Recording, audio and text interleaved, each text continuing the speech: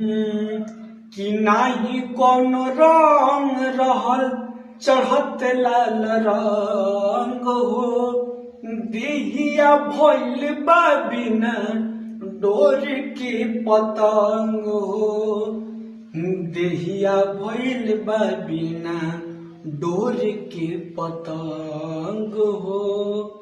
कि अरमान टूटल सारा हमरा मन के, हमसे नाराज हमरी खुशी हो गइल।